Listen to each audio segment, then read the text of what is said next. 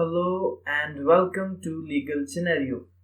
Let's get started. Supreme court के द्वारा जो जजमेंट एयरपोर्ट अथॉरिटी केस के अंदर जो टेस्ट लेट डाउन किया गया था, जिनके ऑथर जस्टिस पी.एन. भगवती जी थे, इट वाज हेल्ड कि अगर इन 6 क्राइटेरिया में से कोई भी कॉरपोरेशन है, कोई भी एक क्राइटेरिया या फिर in combination of more than one of them, तो उस कॉरपोरेशन को, सोसाइटी को, बॉडी को एजेंट ऑफ द गवर्नमेंट मान लिया जाएगा और under the article 12 other authorities के अंदर डिक्लेयर किया जाएगा। पहला क्राइटेरिया है, the entire share capital is held by government, it would go a long way to indicate the corporation is a instrumentality. और अगर किसी कॉरपोरेशन में गवर्नमेंट के शेयर्स हैं जो वो 98%, 99%, 100% entire share capital is held by government, तो भी मान लिया जाएगा कि इनडायरेक्टली ये जो कॉरपोरेशन है वो एक एजेंसी ऑफ द गवर्नमेंट है। सेकेंडली बोला कि where the financial assistance of the government और state is so much as to meet almost entire expenditure of the corporation. किसी कॉरपोरेशन में गवर्नमेंट इतना ज्यादा फाइनेंशियल असिस्टेंस दे रहा है कि उस कॉरपोरेशन का सारा एक्सपेंडिचर का खर्चा है जो वो उस financial assistance given by the state से कवर हो रहा है। इससे भी ये मान लिया जाएगा कि वो कॉरपोरेशन है वो गवर्नमेंट का ही एक एजेंसी है, एजेंट है, विंग है, एक इंस्ट्रूमेंटैलिटी।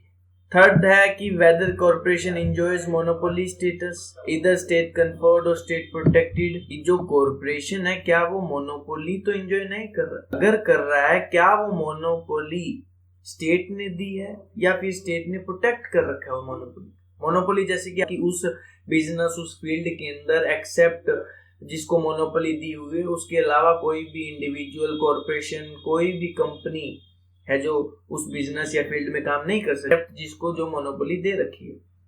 तो क्या कॉरपोरेशन को मोनोपोली गवर्नमेंट ने दे रखी है या फिर गवर्नमेंट उसको प्रोटेक्ट कर रहा है मोनोपोली को, तो भी मान लिया जाएगा कि एजेंट ऑफ दिस गवर्नमेंट है, स्टेट है। Fourth, existence of a deep and pervasive state control. जिस कॉरपोरेशन में the control of the government state है वो इतना डीप है और present in every part of that corporation है, वहां अपॉइंटमेंट है, रिमूवल है, मैनेजमेंट है, एडमिनिस्ट्रेशन है, सब गवर्नमेंट की परमिशन के बिना नहीं हो रही या फिर गवर्नमेंट के ही बंदे हैं, आईएएस की एडमिनिस्ट्रेशन या मैनेजमेंट संभाल रहे हैं, तो भी मान लिया जाएगा कि स्टेट कंट्रोल इतना ज्यादा है, डीप है, परवेसिव है कि it could be considered as a agency of the state.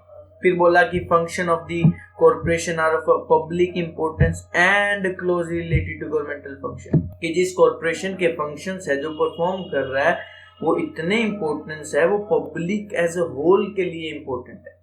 And उसी के साथ यहाँ वर्ड एंड यूज हुआ, इसका मतलब यह है कि दोनों कंडीशन फुलफिल होनी चाहिए, वो कॉरपोरेशन के फंक्शन पब्लिक इंपॉर्टेंस भी होने चाहिए और उसी के साथ साथ closely related to governmental function होना चाहिए। गवर्नमेंटल फंक्शन कैसे हो गए कि गवर्नमेंट के जो फंक्शन होते हैं, गवर्नमेंट का फंक्शन है कल्याण करना, डेवलपमेंट करना, लोगों के बेनिफिट के बारे में सोचना, किसी क्रॉप का प्रोडक्शन इंक्रीज होने के लिए सोचना, साइंटिफिक रिसर्च के लिए सोचना, इंडस्ट्रियल रिसर्च के लिए सोचना, तो ये फंक्शन है, गवर्नमेंटल फंक्शन है। अगर कोई कॉर्पोरेशन पब्लिक इंपॉर्टेंस के फंक्शन और closely related to governmental function भी परफॉर्म कर रहा है तो भी मान लिया जाएगा कि तो इनडायरेक्टली ये भी एक एजेंसी ऑफ द स्टेट ही है।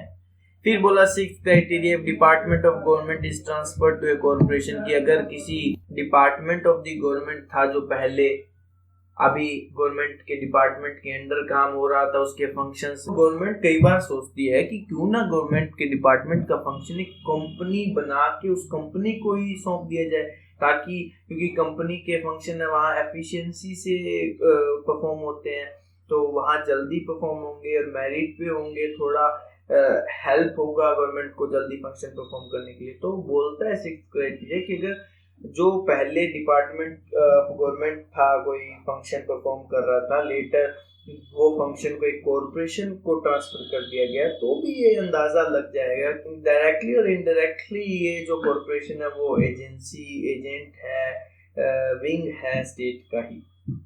और सबसे इम्पोर्टेंट बात कि all of these are not essential and in particular case one or a combination of more than one may be suffice.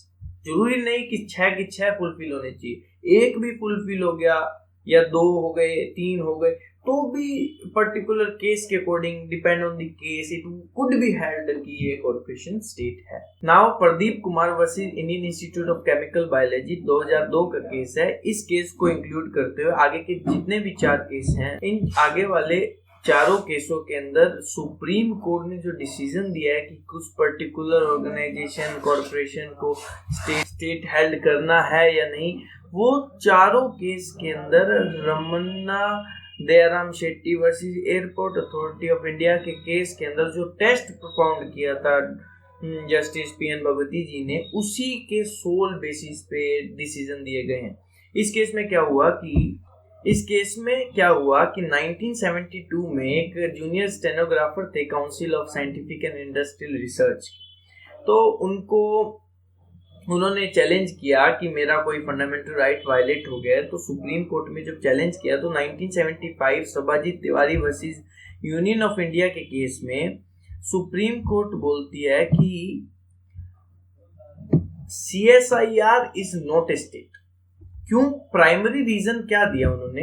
मैंने आपको जैसे कि बताया 1979 से पहले यही रूल चलता था कि अगर कोई कॉर्पोरेशन को या बॉडी को अगर लॉ से नहीं बनाया गया है तो वो उसको सुप्रीम कोर्ट हेल्ड नहीं करती थी स्टेट. तो सुप्रीम कोर्ट ने ये रीजन दिया कि since it was not statutorily created, law से नहीं बनाया गया है CSIR को, तो we can not held it state. So again in the present case जो हम पढ़ रहे हैं प्रदीप कुमार के 2002 में, again it was challenge. 25 साल बाद वापिस से चैलेंज हुआ कि अब वापिस से रिव्यू कीजिए अपने डिसीजन को कि क्या CSIR है वो स्टेट है या नहीं. तो इशू बनाया सुप्रीम कोर्ट ने कि whether a CSIR is a state within the meaning of Article 12.